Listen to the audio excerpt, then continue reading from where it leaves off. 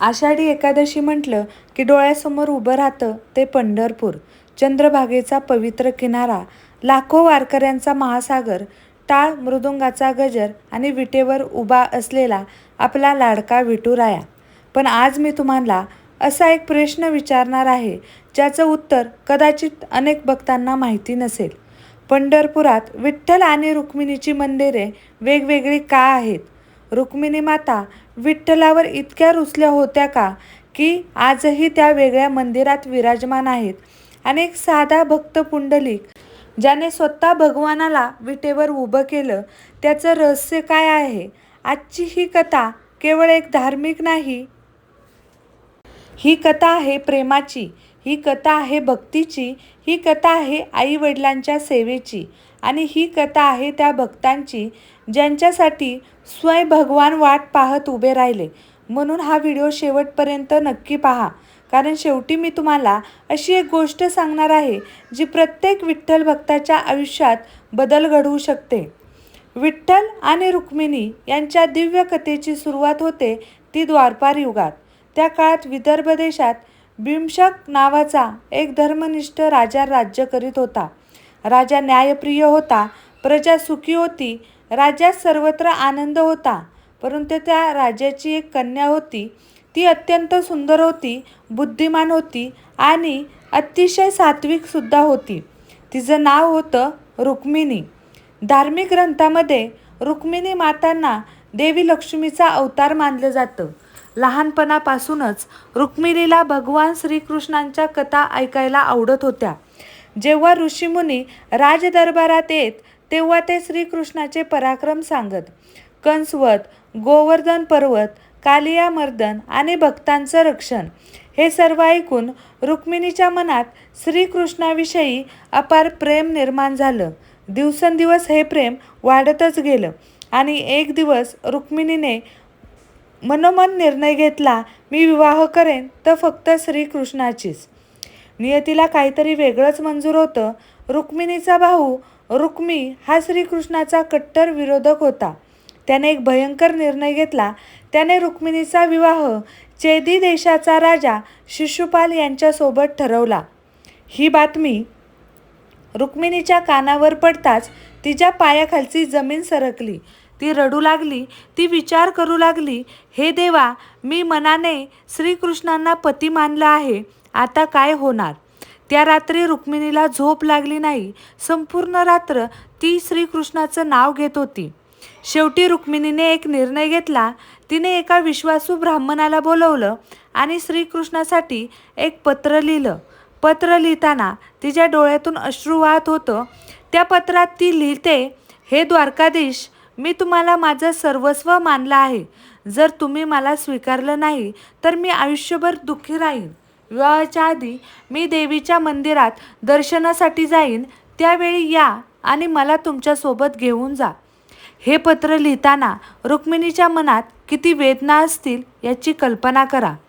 एका स्त्रीची श्रद्धा, एका भक्ताचं समर्पण आणि एका प्रेमिकेची तळमळ, या सर्व भावना त्या पत्रात होत्या. दूर द्वारकेत जेव्हा श्रीकृष्णांनी ते पत्र वाचलं तेव्हा त्यांच्या चेहऱ्यावर स्मित आलं. ते म्हणाले, रुक्मिणी, तू चिंता करू नको, मी येत आहे. याच क्षणापासून सुरू झाली एक अशी घटना ज्यामुळे पुढे संपूर्ण भारतात भक्तीचा इतिहास निर्माण होणार होता. दारुक सारथी रथ घेऊन तयार झाला आणि भगवान श्रीकृष्ण वेगाने विदर्भाच्या दिशेने निघाले. दुसरीकडे विदर्भ नगरीत शिशुपालाच्या विवाहाची तयारी सुरू होती. संपूर्ण नगर सजलं होतं. राजे महाराजे आले होते. वाद्यांचा गजर सुरू झाला होता. पण या सर्व आनंदामध्ये फक्त एकच व्यक्ती दुःखी होती, ती म्हणजे रुक्मिणी. बाहेरून ती शांत दिसत होती, पण आतून तिचं मन व्याकुळ झालं होतं. ती सतत श्रीकृष्णाचं नाव घेत होती. हे नाथ, तुम्ही नक्की याल ना? माझी श्रद्धा खोटी ठरणार तर नाही ना? जेव्हा भक्त मनापासून देवाला हाक मारतो तेव्हा देव त्याची हाक नक्कीच ऐकतो. आणि तसंच इथेही घडलं. देवीच्या मंदिरातील प्रार्थना.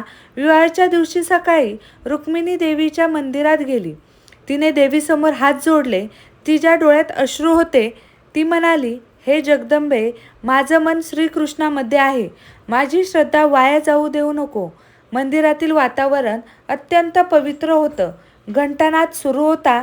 धुपांचा सुगंध दरवळत होता आणि रुक्मिणीच्या मनात एकच आशा होती, श्रीकृष्ण येतील. आणि अचानक, कल्पना करा, मंदिरातून बाहेर पडताच अचानक धुळीचे लोट उठतात. लोक घाबरून इकडे तिकडे पाहू लागतात आणि तेवढ्यात एक तेजस्वी रथ वेगाने पुढे येतो. रथावर कोण बसलेलं असतं? स्वतः भगवान श्रीकृष्ण. रुक्मिणीच्या चेहऱ्यावर आनंद पसरतो. तिच्या डोळ्यातून अश्रू वाहू लागतात. श्रीकृष्ण तिच्यासमोर येतात आणि हसून म्हणतात, रुक्मिणी, मी आलो आहे. क्षणाचाही विलंब न करता ते रुक्मिणीला रथात बसवतात आणि रथ वाऱ्याच्या वेगाने निघून जातो. जेव्हा ही बातमी शिशुपाल आणि रुक्मिणीला समजली, ते संतापाने लालबुंद झाले. सर्व सैन्य त्यांच्या मागे धावू लागलं. काही वेळातच मोठं युद्ध सुरू झालं. बाणाचा वर्षाव होत होता. घोड्यांचा आवाज घुमत होता. पण संपूर्ण जगाचा पालनकर्ता असलेल्या श्रीकृष्णांना कोण थांबवणार? शिशुपाल पराभूत झाला. अनेक राजे पळून गेले आणि रुक्मी देखील हरला. अखेर श्रीकृष्ण विजय मिळवून रुक्मिणीला द्वारकेत घेऊन आले. द्वारकेत आनंदोत्सव सुरू झाला. संपूर्ण नगरी सजवण्यात आली. देवांना पुष्पवृष्टी केली. ऋषीमुनी आले आणि अत्यंत मंगल वातावरणात श्रीकृष्ण आणि रुक्मिणीचा विवाह संपन्न झाला. हा केवळ विवाह नव्हता, ही लक्ष्मी आणि नारायणाची भेट होती. ही भक्ती आणि परमात्म्याची भेट होती. अनेक वर्ष सुखात गेली. काळ पुढे सरकत गेला. द्वारकेत सुख, शांती आणि समृद्धी होती. रुक्मिणी माता महाराणी म्हणून सर्वांची काळजी घेत होत्या. भगवान श्रीकृष्ण राजकारभार सांभाळत होते. सर्व काही सुरळीत चाललं होतं. पण कधीकधी आयुष्यात एक छोटासा प्रसंग मोठे वळण घेऊन येतो आणि तसंच काहीसं घडलं. एक दिवस देववर्षी नारद द्वारकेत आले. हातात वीणा, ओठावर नारायण नारायण आणि चेहऱ्यावर दिव्य तेज. राजसभेत सर्वजण बसले होते. गप्पा सुरू होत्या आणि अचानक नारद मुनींनी वृंदावनाचा विषय काढला. राधेचा विषय काढला. गोपींच्या भक्तीचा विषय काढला. हे ऐकताच श्रीकृष्ण क्षणभर शांत झाले. त्यांच्या डोळ्यात वृंदावनाच्या आठवणी तरळू लागल्या. ते हलकेसे हसू लागले. पण हे दृश्य रुक्मिणी माता पाहत होत्या. त्यांच्या मनात एक प्रश्न निर्माण झाला. आजही कृष्णाच्या हृदयात राधेचं स्थान इतकं मोठं आहे. माझं स्थान कुठे आहे? आणि याच एका विचाराने पुढे संपूर्ण इतिहास बदलून टाकला. रुक्मिणी माता दुःखी झाल्या. त्यांनी कोणालाही काही न सांगता द्वारका सोडण्याचा निर्णय घेतला आणि एका दिवशी त्या निघाल्या. दूर दिंडीरवनाच्या दिशेने त्या निघू लागल्या. त्या काळी दिंडीरवन हे अत्यंत शांत आणि पवित्र स्थान होतं. घनदाट वृक्ष, पक्ष्यांचा मधुर आवाज आणि सर्वत्र आध्यात्मिक वातावरण. रुक्मिणी माता तेथे पोचल्या. त्यांनी एका वृक्षाखाली आसन मांडलं आणि तपश्चर्या सुरू केली. दिवस गेले, आठवडे गेले, पण रुक्मिणी माता परत द्वारकेत गेल्या नाहीत. श्रीकृष्णांना समजतं ते दुसरीकडे. द्वारकेत अचानक खळबळ उडाली. महाराणी रुक्मिणी कुठेच दिसत नव्हत्या. राजमहालात शोध सुरू झाला. सैनिक धावू लागले. मंत्री चिंतेत पडले आणि अखेर ही बातमी श्रीकृष्णापर्यंत पोहोचली. क्षणभर श्रीकृष्ण शांत झाले, कारण त्यांना सर्व काही समजलं होतं. त्यांना कळलं होतं की रुक्मिणी फक्त द्वारका सोडून गेल्या नाहीत, त्या मनानेही दुःखी आहेत. श्रीकृष्णांच्या डोळ्यात करुणा दाटून आली. ते हळूच म्हणाले, देवी, माझं प्रेम तुला समजलंच नाही. आता मी स्वतः तुला घेऊन येतो. श्रीकृष्ण ताबडतोब द्वारकेतून निघाले. ना राजेशाही थाट, ना मोठे सैन्य, फक्त आपल्या प्रिय रुक्मिणीला भेटण्याची ओढ. ते जंगलातून गेले, नद्या पार केल्या, अनेक गावातून प्रवास केला. जिथे जिथे लोकांना कळलं की श्रीकृष्ण आले आहेत, तिथे दर्शनासाठी गर्दी होऊ लागली. पण श्रीकृष्णांचं मन फक्त रुक्मिणीमध्ये गुंतलं होतं. आता या कथेत प्रवेश होतो एका अशा भक्ताचा, ज्याच्यामुळे आज लाखो लोक पंढरपूरला जातात. त्या भक्ताचं नाव होतं पुंडलिक. आज आपण पुंडलिकाला महान संत म्हणून ओळखतो, पण तो जन्मापासून संत नव्हता. उलट तरुणपणी तो खूप स्वार्थी होता. त्याला आईवडिलांचा आदर नव्हता. तो स्वतःच्या सुखात रमला होता. वृद्ध आईवडील त्रास सहन करत होते, पण पुंडलिकाला त्याची पर्वा नव्हती. एकदा प्रवास दरम्यान पुंडलिकाला काही महान ऋषी मुनी भेटले. त्यांनी पाहिलं की ते ऋषी आपल्या मातापित्यांचा किती आदर करतात, त्यांच्या सेवेला किती महत्त्व देतात. पुंडलिक विचारात पडला. तो मनात म्हणाला, मी आयुष्यभर काय करत आलो? ज्यांनी मला जन्म दिला त्यांचाच मी अपमान केला. त्या दिवसापासून त्यांच्या जीवनात मोठा बदल झाला. पुंडलिक पूर्णपणे बदलला.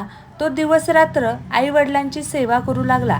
त्यांना अन्न देणे, त्यांचे पाय दाबणे, त्यांची काळजी घेणे हे त्याचं जीवन बनलं. त्याच्यासाठी आईवडील म्हणजे देवच झाले.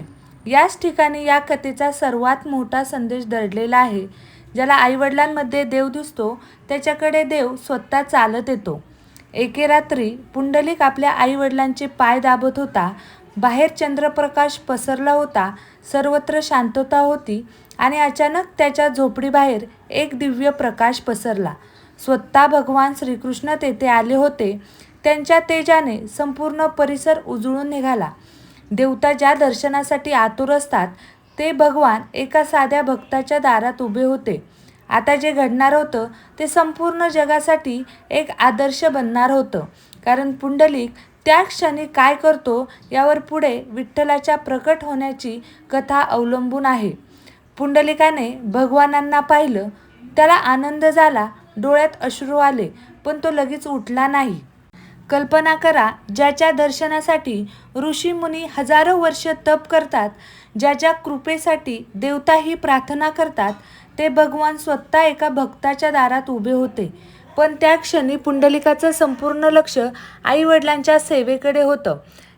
त्याने दाराकडे पाहिलं. त्याला दिव्य तेज दिसलं आणि त्यांच्या लक्षात आलं स्वतः भगवान श्रीकृष्ण आले आहेत. त्यांच्या डोळ्यात आनंद अश्रू आले.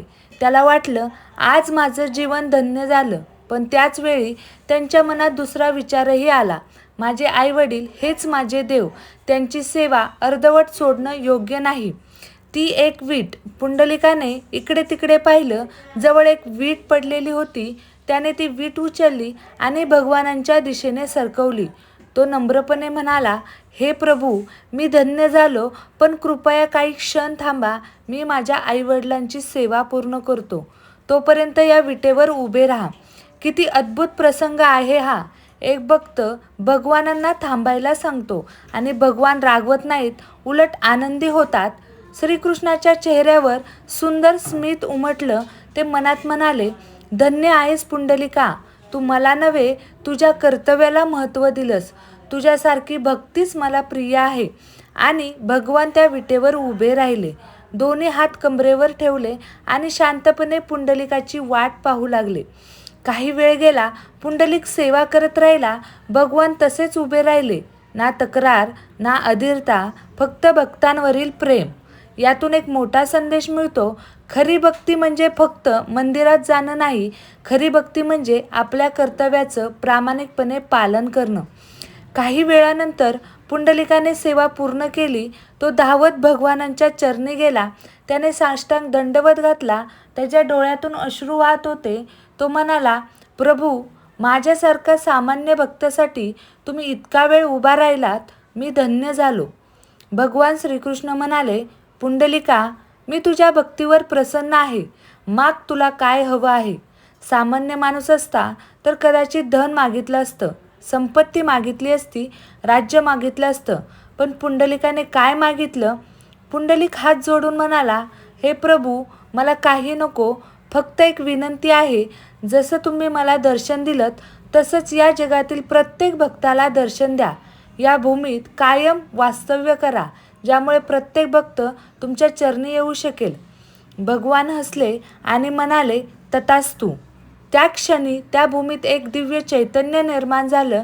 भगवानांनी त्या ठिकाणी कायम राहण्याचा निर्णय घेतला आणि त्या दिवसापासून विटेवर उभा असलेल्या त्या रूपाला विठ्ठल, विठोबा, पांडुरंग या नावाने ओळखलं जाऊ लागलं. काही काळानंतर रुक्मिणी मातांनाही ही बातमी समजली. त्या देखील त्या ठिकाणी आल्या. श्रीकृष्णांना पाहून त्यांचा रुसवा दूर झाला. पण लोकपरंपरेनुसार त्यांनी स्वतंत्र स्थान स्वीकारलं आणि म्हणूनच आज पंढरपूरमध्ये विठ्ठल आणि रुक्मिणीची मंदिरे वेगळी आहेत. या कथेतून आपल्याला काय शिकायला मिळतं तर आईवडिलांची सेवा ही सर्वात मोठी पूजा आहे. अहंकारापेक्षा प्रेम मोठं आहे आणि खरी भक्ती देवाला सुद्धा भक्तांकडे खेचून आणते. पुंडलिकाकडे देव गेले कारण त्याच्याकडे निस्वार्थ सेवा होती. आज पंढरपूरमध्ये जेव्हा आपण विठ्ठल आणि रुक्मिणीचं दर्शन घेतो तेव्हा आपल्याला या दिव्य प्रेम कथेची आठवण होते.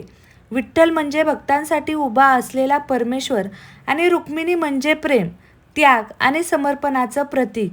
त्यांचं जीवन आपल्याला शिकवतं की खरं प्रेम हे स्वार्थरहित असतं.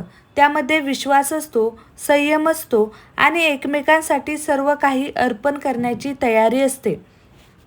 विठ्ठल रुक्मिणीची कथा आपल्याला शिकवते की खरं प्रेम म्हणजे स्वार्थ नाही तर समर्पण आहे. खरी भक्ती म्हणजे मागणे नव्हे तर विश्वास आहे आणि खरा धर्म म्हणजे सर्वांवर प्रेम करणे, आईवडिलांची सेवा करणे आणि प्रत्येक जीवामध्ये परमेश्वर पाहणे. म्हणूनच लाखो वारकरी आजही भक्तिभावाने म्हणतात, पुंडलिक वरदा हर विठ्ठल श्री ज्ञानदेव तुकाराम. कारण विठ्ठल रुक्मिणी आपल्याला एकच संदेश देतात, प्रेम करा, श्रद्धा ठेवा, सेवा करा आणि परमेश्वरावर पूर्ण विश्वास ठेवा. मग जीवनातील प्रत्येक वाट पंढरीच्या वाटेसारखी पवित्र होईल. तर तुम्हाला आजचा हा व्हिडिओ कसा वाटला मला कमेंट करून नक्की सांगा.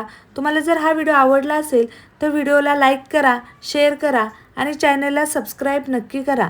भेटूया नवीन अशा एका व्हिडिओसोबत. तोपर्यंत श्री स्वामी समर्थ. अवधूत चिंतन. श्री गुरुदेव दत्त.